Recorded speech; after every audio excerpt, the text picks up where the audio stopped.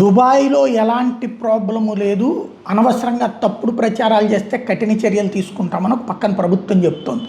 Shopping మాల్స్లో food కొరత లేదు, అంతా బాగానే ఉంది, అనవసరమైన ప్రచారం చేస్తున్నారు, ఎవరైనా కనుక తప్పుడు ప్రచారం చేస్తే శిక్షిస్తామని చెప్తుంది. కానీ మీడియా అయితే అక్కడ ప్రభుత్వ మీడియాని తప్పించి ప్రైవేట్ మీడియా ఉండదు. కొంతమంది ఇన్ఫ్లుయెన్సర్స్ మీద కూడా కేసులు పెట్టింది. అయితే ఇప్పుడు ఒక అతను మాత్రం ధైర్యం చేసి తెగించి ఇదిగో ఇది మామూలుగా అయితే అక్కడ దుబాయ్లో షాపింగ్ మాల్స్ ఫుల్ జనాలతో నిండిపోయి ఉంటాయి, ఇట్లాగే సామాన్లన్నీ ఉంటాయి, సరుకులన్నీ ఉంటాయి. ఇదిగో ఇప్పుడు మొత్తం ఇట్లా ఖాళీగా ఉన్నటువంటి దాన్ని ప్రొజెక్ట్ చేసుకొచ్చాడు ఒక ఇన్ఫ్లుయెన్సర్. దాంతో ఈ విషయం వెలుగులోకి వచ్చింది. మొత్తం ఖాళీ అయిపోయి ఉన్నాయి నిత్యావసర వస్తువులు కానీ ఎంత అంటే ఇక ఏదో మినిమం ఉండుంటాయి.